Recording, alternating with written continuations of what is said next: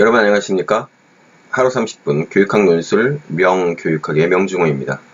자, 이번 시간에는 5부 교육심리학 학습이론, 인지주의 학습이론 가운데서 정보처리 이론에 대해서 살펴보도록 하겠습니다. 자, 우리 책 333페이지입니다. 정보처리 이론.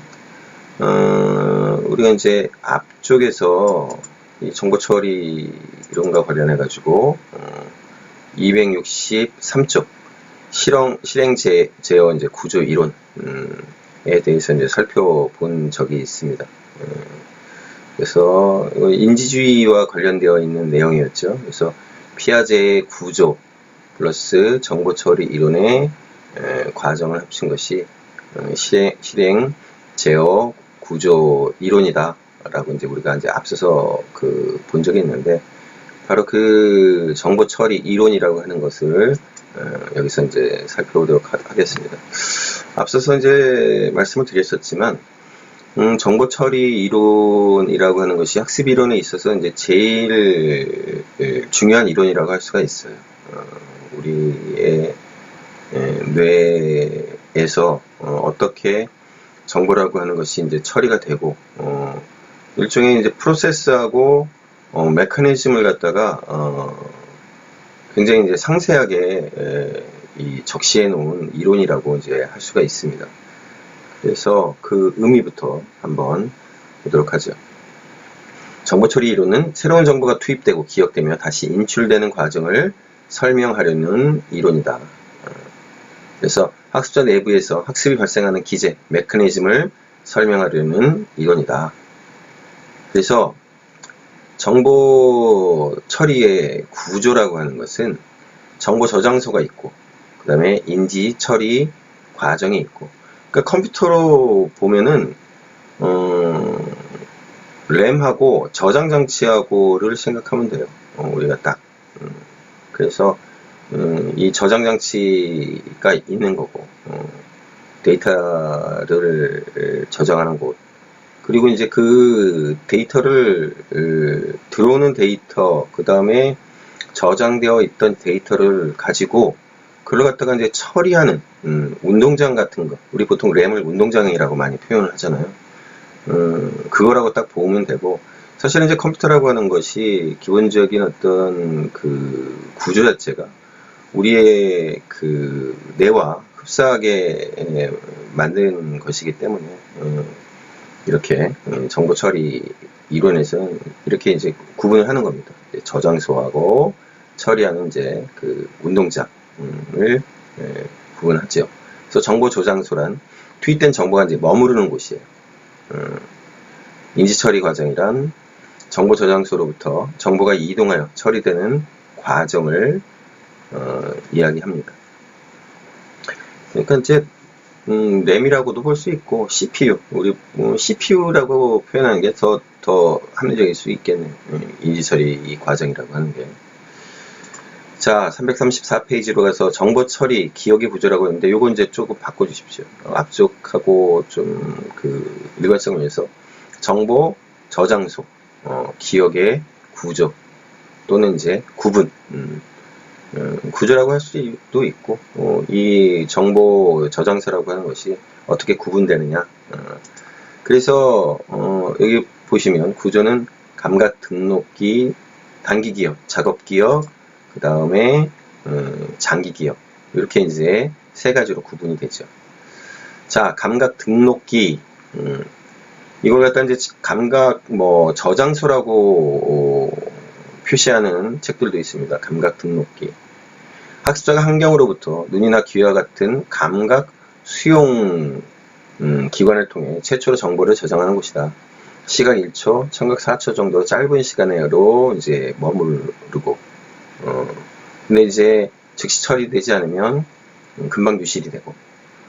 그래서 이 감각 등록기에 있어서 이제 중요한 것이 바로 이제 선택적 주의 집중이라고 하는 거예요. 여러 정보 중에서 주의를 기울인 정보만 작업 기억, 단기 기억으로 넘어가게 된다. 그러니까 우리가 이제 길거리 가면서 수많은 사람들을 보게 되고, 그렇죠. 근데 우리 다 기억을 못해요. 분명히 잔상으로 분명히 남아있을 테지만 기억을 못합니다. 왜? 나하고 이제 무관한 사람들이기 때문에 그 사람들에 대해서 내가 주의 집중을 할 필요가 없잖아요. 근데 내가 누군가하고 약속을 했어요. 그래서 어떤 장소에서 만나기로 했어요. 그렇게 되면 선택적 주의 집중을 하게 되겠죠. 되게 되겠죠. 그 사람을 확인을 하고 그 사람하고 만나서 맛있는 저녁도 먹고 술도 마시고 재밌게 놀아야 되니까. 바로 이제 그게 이제 선택적 주의 집중인 거예요. 자, 두 번째로는 이제 단기 기억입니다. 작업 기억, 작동 기억이라고도 하고, 감각 등록기를 거쳐 투입된 5개에서 9개의 정보가 약 20초 정도 저장될 수 있는 것이에요. 투입된 정보를 해석하고 결과를 판단하는 작업이 이루어지는 곳입니다. 그래서 적극적으로 이제 의미를 처리하려고 할 때 2-3개 정도의 정보만 동시에 이제 처리할 수 있고, 단기 기억의 한계는 인지적 부하와 크게 관련이 되어 있다. 부하라고 하는 게 그거잖아요. 힘에 붙이는 거잖아요. 그렇습니다. 우리 이제 인간이 컴퓨터하고 다른 것이 수많은 정보를 갖다가 단번에 여러 번을 갖다가 이제 처리할 수 있는 게 아니라 몇 개만 선택적으로 할 수 있다라고 하는 거죠. 그러니까 이제 부하와 관련이 되어 있죠. 그래서 메들리가 작업 기억 모형, 단기 기억 모형을 갖다가 이제 얘기를 했어요. 3가지. 음운고리, 시공간 스케치판, 그 다음에 중앙 집행기. 중앙 집행기가 있어서 이 음운고리하고 시공간 스케치판을 갖다가 이제 중앙에서 컨트롤 합니다. 그래서 음운고리라고 하는 것은 발화, 어휘, 숫자 정보 등을 청각적으로 부호하는 거예요. 시공간 스케치판은 말 그대로 시각적 심상과 공간 정보를 유지하고 이제 조정을 하고, 중앙 집행기에서 한 번에 처리할 수 있는 정보량을 제한하고 추리와 의사결정에 관여하면서 음운고리와 시공간 스케치판에 명령을 내리고 통제하는 이제 역할을 한다라고 하는 거죠.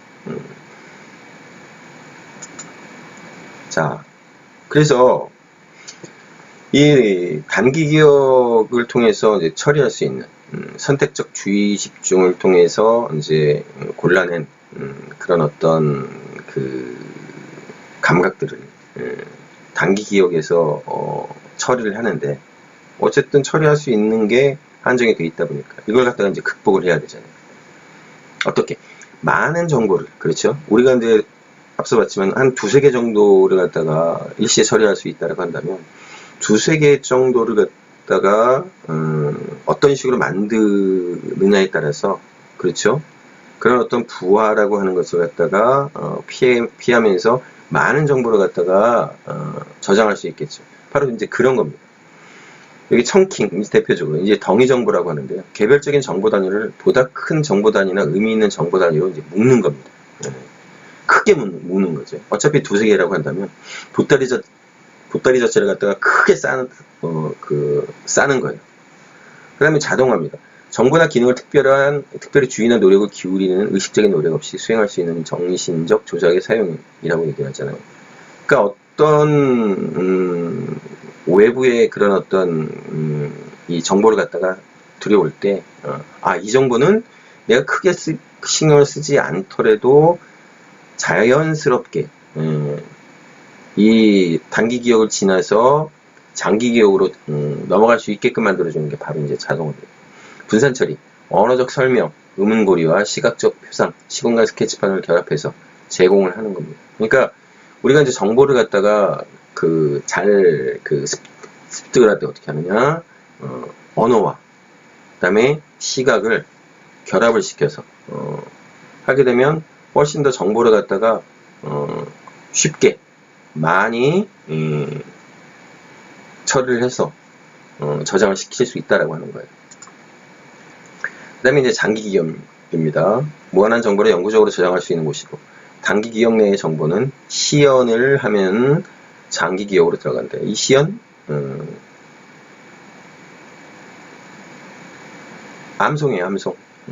외우는 거예요. 이 시연이라고 하는 말, 이것도 이제 일본식 조어인데, 시연. 우리 시험 볼 때 할 때 그 시자고, 연이라고 하는 거는 연기한다 할 때 그 연자잖아요. 그러니까 이거는 암송하는 거예요, 암송. 암송. 시연. 외우는 거죠.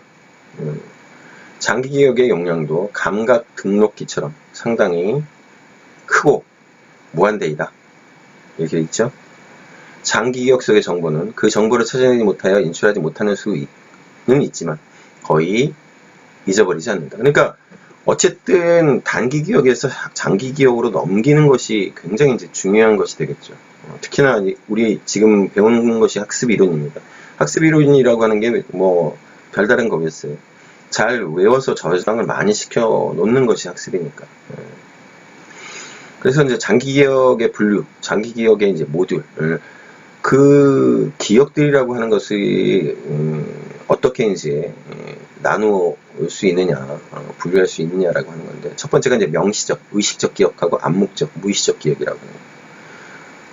명시적 기억, 이전의 경험들을 의도적으로 회상해내는 것이고, 의식적이고 직접적으로 접근할 수 있고, 언어적으로 표현할 수 있는 거예요.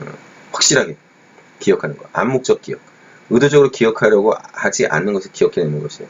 우연적이고 의도하지 않은 기억이고, 무의식적이고 간접적으로 접근할 수 있는 기억. 우리 꿈에 자꾸 나타나는 뭔가가 있습니다. 그치? 나는 그냥 스쳐 지나가는 거였는데, 알게 모르게 내 뇌리에 깊숙이 박혀 있다가 문득 떠오르는 거죠. 맞아. 내가 예전에 그랬었지. 그게 이제 암묵적 기억이에요. 명시적 기억은 의도적인 거잖아요. 그러니까 이거 학습하고 관련되어 있는 게 바로 이 명시적 기억입니다. 명시적 기억이 훨씬 암묵적 기억보다 이제 중요한데, 근데 이제 또 암묵적 기억이라고 하는 것이 가령 우리 잠재 학습이라고 얘기하는, 우리가 알게 모르게 학교의 어떤 생활을 통해서 습득하게 되는 그런 것들이 이제 암묵적 기억이 되고, 그런 것들이 우리한테 영향을 미칠 수 있기 때문에 또 그런 측면에 있어가지고 암묵적 기억이라고 하는 것은 중요할 수도 있겠죠. 어쨌든 학습의 관점에서는 명시적 기억이라고 하는 게 훨씬 더 중요하겠죠.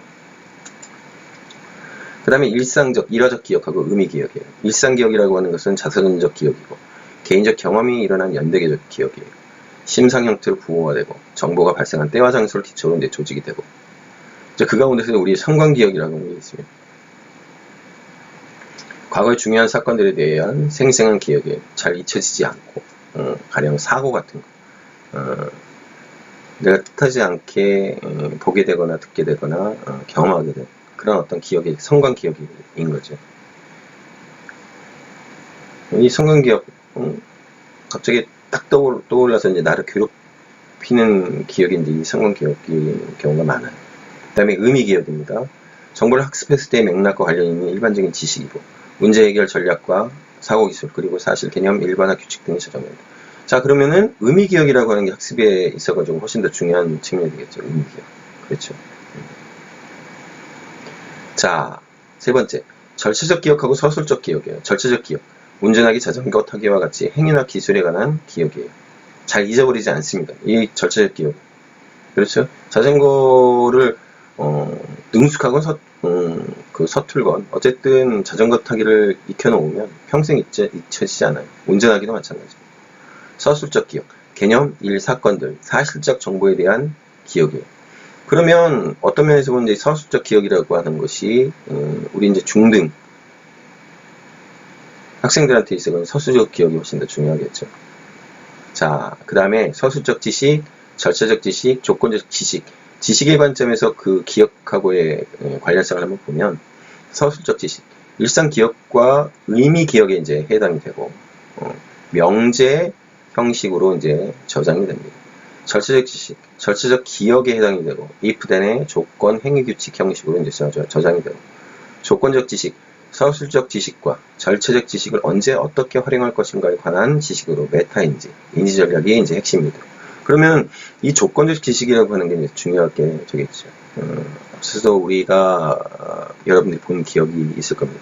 그러니까 메타인지라고 하는 것을 어떤 전략적인 것을 습득하는 것이 학습에 있어가지고 궁극적인 목적이 된다.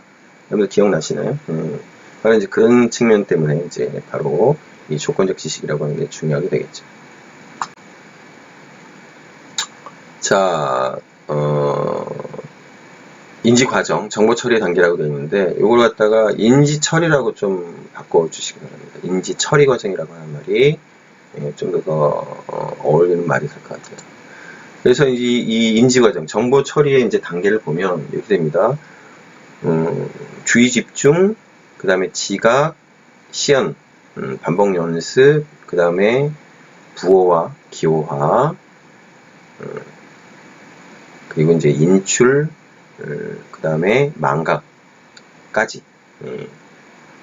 망각은 일단은 제쳐놓고 요 5개가 바로 이제 정보 처리의 단계, 인지 처리 과정이 되겠습니다. 주의 집중이에요. 어텐션. 자, 정보 처리하기 위해서는 먼저 주의 집중, 선택적 주의 집중이라고 얘기했잖아요. 주의 집중이란 자극 의식적으로 초점을 두는 과정으로 기억의 학습의 이제 출발점이 됩니다. 중요하지 않은 정보를 걸러내는 역할을 하고, 감각 기억, 감각 요거 잠깐만요. 감각 기억, 이거 감각 등록기라고 여러분들 기억을 해주시면 돼요. 그래서 감각 기억에서 단기 기억으로 넘어갈 때 중요한 정보를 이제 선택을 하는데, 선택적 주의 집중이라고 이제 한다고 했었잖아요. 그래서 선택적 주의 집중을 갖다가 이제 하는 겁니다. 칵테일 파티 효과라고 하는 것이 있는데, 다수의 사람들이 시끄럽게 대화하는 가운데서도 특정 사람의 말을 구별하여 들을 수 있는 능력, 이런 것들이 바로 이제 주의 집중이라고 하는 거예요. 얘가 이제 그런 겁니다. 그래서 교사는 이제 학생들이 이제 주의 집중하도록 해야 되겠죠. 그래서 그 전략으로 보면 시범, 불일치 사건, 모순되는 사건, 도표, 그림, 문제, 사고를 자극하는 질문, 강조, 호명, 이런 것들이 있다. 그래서 여기 이제 기억, 니은, 디귿, 리을은 그것과 관련돼 가지고 이제 우리가 주의 집중을 하는 하게끔 하는 방법이 나와 있어요. 자, 두 번째는 이제 지각입니다. 자극의 의미와 해석을 부여하는 과정이에요. 지각이 일어난 자극은 객관적 실제로서의 자극이 아니라 개인마다 다르게 받아들이는 주관적 실제로서의 자극이다. 그렇죠? 앞서서 이제 얘기했지만 선행에서 내가 경험했던 거, 내가 그래서 이제 가지고 있는 기존의 어떤 지식이라고 하는 것이 그런 어떤 자극이라고 하는 것을 갖다가 다르게 해석하거나 다르게 접근하게끔 만들어 줄 수 있어요. 그렇죠? 그래서 주관적 실제로서의 자극이에요. 지각은 학습자에 의해 해석된 주관적인 실제뿐만 아니라 과거의 경험과 사전 지식, 자신의 기대에 의해서 영향을 받는다. 바로 이제 그 얘기입니다. 그 다음에 이제 시연. 참 이런 말들도 여기 반복 연습이라 나오잖아요. 리허설이라고 돼 있잖아요. 리허설. 해보는 겁니다. 계속해서 시행착오를 겪으면서 내가 받아들인 어떤 정보를 갖다가 세련화 시키는 거죠.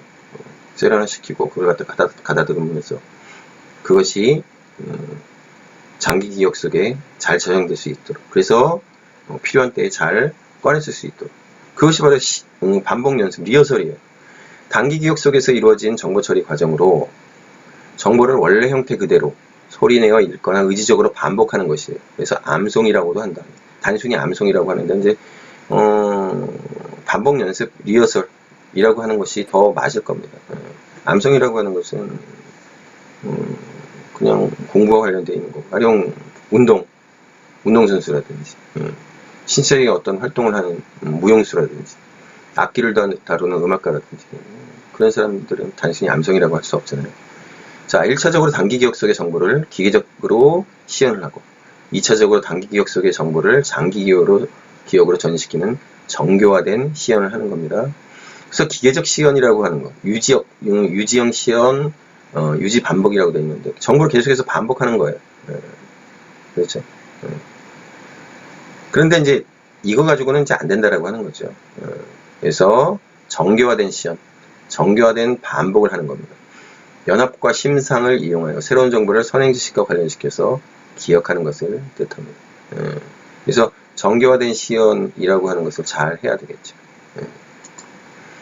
그래서 효과적인 시연 방법, 반복 연습 방법을 얘기하는 거예요. 연습의 제일 법칙, 시연을 반복하는 거죠. 그렇죠. 일단 이제 이게 선행이 되어야 됩니다. 우리는 보통 단번에 뭔가를 갖다가 해낼 수 있다라고 해낼 수 있어야 된다고 생각해요.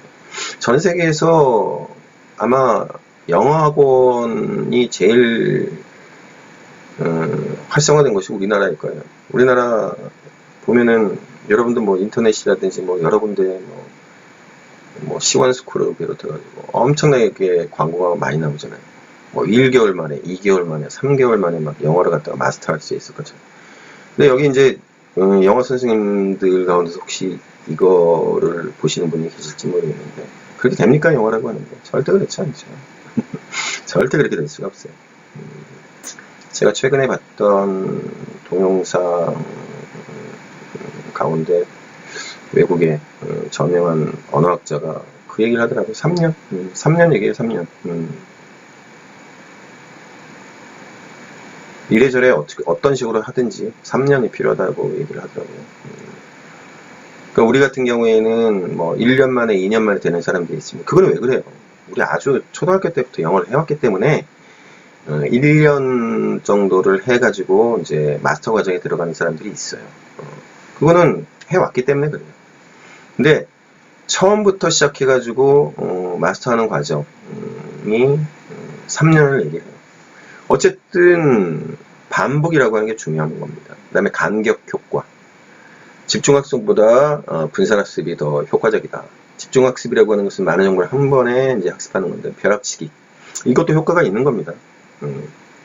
왜냐하면 우리는 벼락치기라고 하는 것을 그때 당장의 벼락치기라고 생각하지만 그렇진 않아요. 우리가 이미 여러 차례 공부한 거를 시험을 위해서 벼락치기를 하는 거잖아요. 근데 이제 그런 어떤 벼락치기라고 하는 것도 효과가 있고 나중에까지 영향을 미치는 것이 그 이전에 공부했던 것을 모아서 단시간에 압축적으로 이제 공부를 한 거기 때문에 단순히 이제 벼락치기라고 얘기하기는 어렵습니다.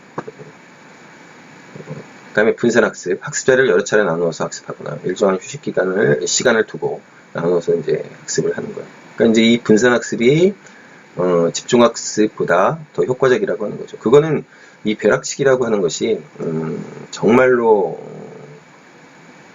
배운 지 얼마 안 됐는데 단기적으로 어쨌든 점수를 위해서 하는 그런 거를 갖다가 이제 만약에 얘기한다라고 한다면 분산학습과 집중학습 둘 분리해서 본다면 분산학습이 낫다라고 하는 건데 제가 본 여러 심리학 학습과 관련되어 있는 이론서에서는 이 집중학습의 놀라운 효과에 대해서 많이 언급을 합니다. 그 다음에 계열 위치 효과. 그래서 초두 효과하고 이제 최신 효과가 있어요. 그래서 처음에 봤던 것이 잘 회상이 되더라. 최신 효과 아니더라. 제일 마지막에 본 것이 더 잘 회상이 되더라. 그게 되는 거죠. 근데 이제 초두 효과가 의미가 있는 때가 있고 최신 효과가 의미가 있는 때가 있습니다. 그거는 이제 어떤 상황이냐에 따라서 초두 효과, 최신 효과 각각 효과가 이제 달라집니다. 그다음 네 번째는 이제 부호와 기호화하는 거예요. 새로운 정보를 잘 기억하기 위해서 정보를 기존 지식에 적절하게 관련 짓거나 장기 기억에 저장되어 있는 정보와 관련 짓는 인지 전략이다. 그러니까 부호로 만들고 인코딩이라고 그러죠. 코드. 우리가 가령 그런 겁니다. 어떤 거를 외울 때 1, 2, 3, 가, 나, 다 뭐 이런 식으로 코드를 갖다가 기호를 갖다가 붙이는 이유. 그리고 이제 순서나 절차라고 하는 것을 갖다가 이제 만들어 가지고 하는 이유 자체가 뭐냐면 잘 외우기 위해서요. 잘 기억시키기 위해서요. 그래서 여기 나오죠. 다른 형태로 표현해서 기억을 저장하는 것이요. 그래서 묶음의 어떤 꾸러미에 넘버링을 해주는 겁니다. 코딩을 해주는 거예요. 그게 이제 부호와 기호예요. 그래서 여기 보면 주요 전략에 나옵니다. 조직화. 정보를 의미적으로 관련되고 일관성이 있는 범주로 묶는 거예요. 군집화라고 하는데, 군집화라고 하는 것은 정보를 유의미한 범주나 군집으로 조직화하는 거예요. 조직화하면 잘 외울 수 있게 되겠죠. 그렇죠. 우리가 이제 이런 것들을 많이 합니다. 제 책 같은 경우에도 1, 2, 3을 붙이고 기억, 니은, 디귿, 뭐 A, B, C 이렇게 한 게 뭐냐면 조직화예요. 조직화. 그 다음에 이제 정교화입니다. 우리 이거 나중에 배울 거예요. 하권 126쪽 라이겔레스의 이제 교수 이론에서 이 정교화를 배우는 건데 이거예요. 정보의 의미를 추구하거나 정보를 기존 지식에 관련 짓는 인지 전략이에요. 선행 지식에 근거해서 정보의 의미를 심화시키고 확장하는 전략이에요. 자, 이 정교화라고 하는 것은 기본적으로 구성주의가 가지고 있는 강점, 그렇죠? 그걸 갖다가 최대한 활용하는 교수 이론이 됩니다. 정보의 의미를 해석하고 사례를 들고 구체적인 특성을 분석하고 추론을 하고 그 정보와 다른 정보의 관계를 분석하는 겁니다. 그 다음에 이제 맥락화. 정보를 장소, 사람, 사건 등과 같은 물리적, 정서적 맥락과 연결지어서 학습을 하는 거죠. 그 다음에 초과 반복 학습이에요. 완전 학습 수준 이상으로 학습을 계속하는 겁니다. 그래서 기초학습 과제를 학습하는데 유용하다. 완전 학습. 완전하게 학습할 수 있게끔.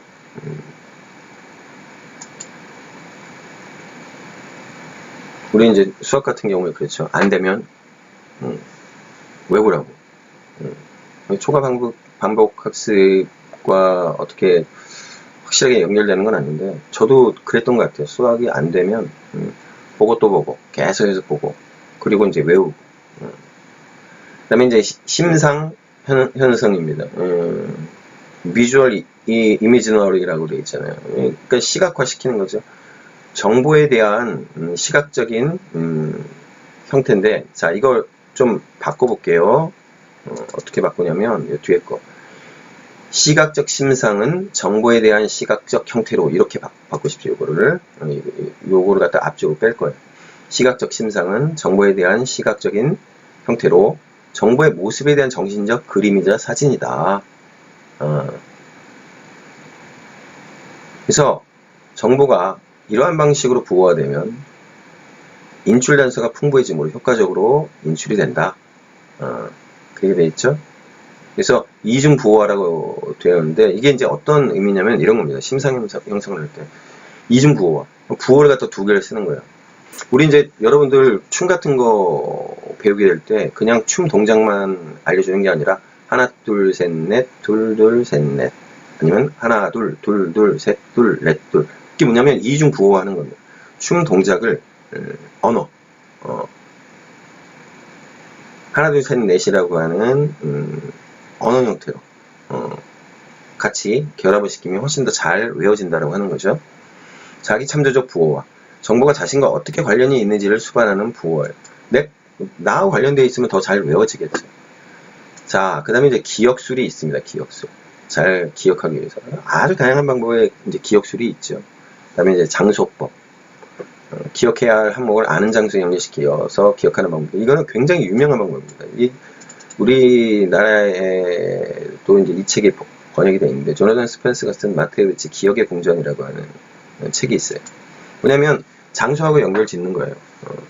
뭔가를 갖다 잘 외우는 사람들을 보면 이 장소법을 굉장히 많이 쓰는데, 마테오 리치가 그 예수회, 기독교를 갖다가 이제 중국에 전파를 시킬 때, 중국인들을 갖다가 이제 현혹시키기 위해서 썼던 방법이 이 기억술. 단시간에 몇 시간 만에 뭐 책 한 권을 통째로 외워갖고 그 사람들한테 알려주는 거예요. 깜짝 놀랐겠죠. 근데 기독교 전파하는 데 있어서 그렇게 효과적이진 않았답니다. 어쨌든 그런데 바로 그런 거예요. 마테오 리치를 비롯한 수도사, 신부들은 성경을 외워야 되잖아요. 근데 양이 어마어마하잖아요. 그 양이.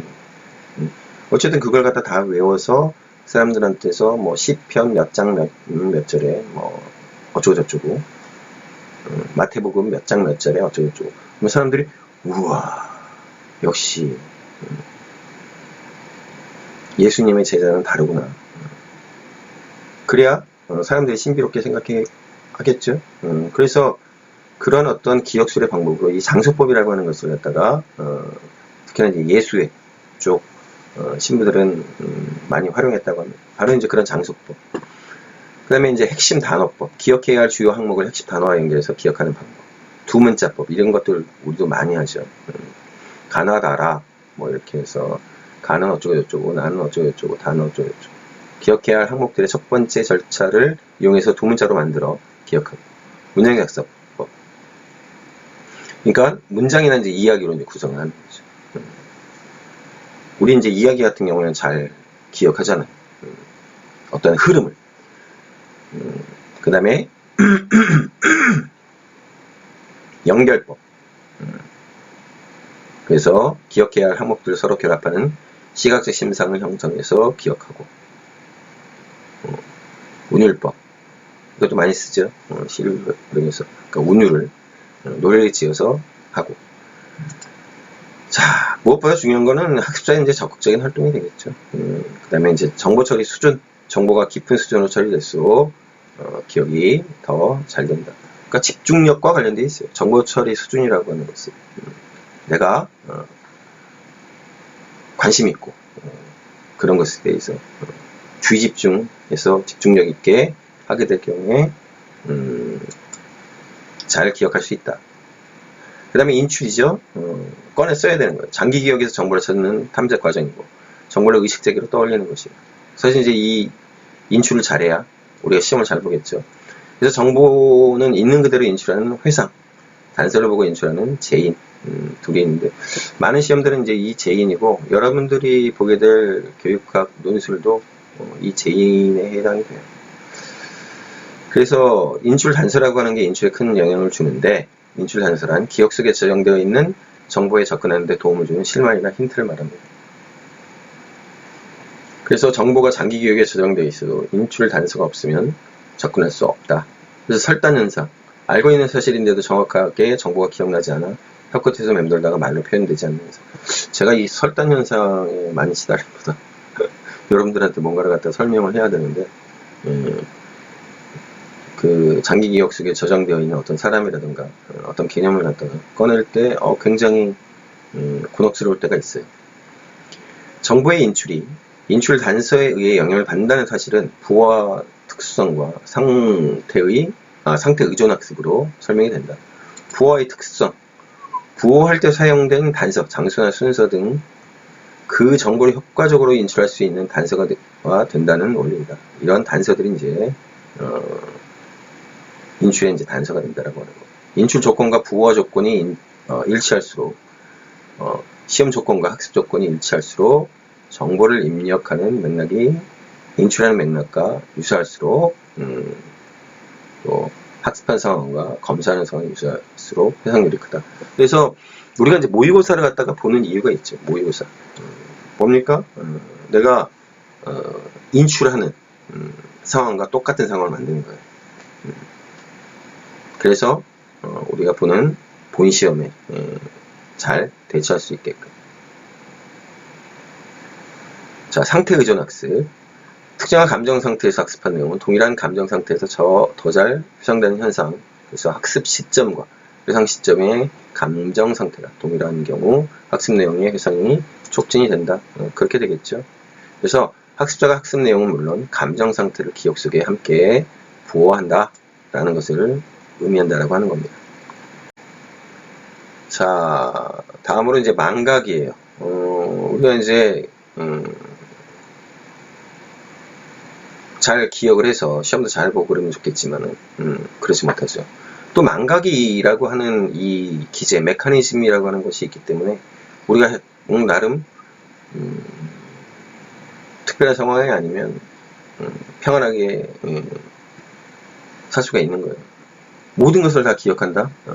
그러면 우리가 좋은 기억뿐만 아니라 나쁜 기억들도 전부 다 내 머릿속을 휘감고 나를 괴롭힐 겁니다. 자, 그래서 이제 망각이라고 하는 것이 있어요. 좋은 것이기도 하고 시험 보는 사람들의 입장에서는 굉장히 원망스럽고 한 것이 바로 망각입니다. 장기 기억으로부터 정보를 소실하거나 인출할 수 없는 것이죠. 보통의 경우에는 이제 인출이 잘 안 되는 거죠. 소실되는 것도 있지만. 그래서 망각의 원인에 대해서 이제 여러 가지 이제 그 이론이 있는데요. 흔적 쇠퇴선. 흔적은 계속적인 연습이 없으면 사라지게 돼서 망각이 일어난다. 라는 거죠. 간섭으로 인한 망각. 간섭은 이전에 한 학습이나 이외에 한 학습이 현재의 학습 이해를 방해하기 때문에 정보가 이제 소실되는 건데, 순행은 순행 간섭, 이전 학습이 새로운 학습을 방해하는 것이고, 역행 간섭, 새로운 학습이 이전 학습의 기억을 방해하는 것이죠. 밀접하게 관련된 개념을 함께 가르치는 것이 간섭을 줄이는 효과적인 방법이 돼요. 그래서 인출식 해설. 장기 기억에 저장되어 있지만 기억해내고자 하는 구체적인 정보를 찾을 수 없는 것을 갖다 얘기하고, 억압설, 의도된 망각, 자아를 위협하는 혐오적인 자극 때문에 기억 내용을 무의식 세계에 억압함으로써 기억이 의식 세계에서 나오지 않는다. 그 다음에 재체계와 인지구조 변형론인데요. 인간은 기억을 온전한 상태로 보존하는 것이 아니라 함정인 상태로 인지구조를 변형하여 보존하려 하는데 이 과정에서 망각이 일어난다. 자, 그래서 이제 인출 연습 전략이 있습니다. 잘 기억해서 이제 꺼내야 되니까 그렇죠. 그래서 미리 보기. 전체적인 구성이나 아이디어를 얻기 위해서 제목이나 소제목을 중심으로 자료를 훑어본다든지. 질문하기. 자료를 구체적으로 읽기 전에 읽을 내용에 대해서 스스로 질문을 해보거나. 읽기. 앞 단계에서 제시했던 질문을 중심으로 자료를 읽는 겁니다. 그 다음에 생각해보고. 그 다음에 이제 암송을 하는 거죠. 암송. 시험 보기 전에 이제 암송을 하는 거죠. 그 다음에 예습 복습을 잘 하면, 그렇죠. 인출 잘 되겠죠. 학습도 잘 될 거고, 잘 저장이 되고, 그래서 그걸 갖다가 잘 꺼낼 수 있고, 그래서 복습하기. 이러한 이제 인출 연습 전략이 있습니다.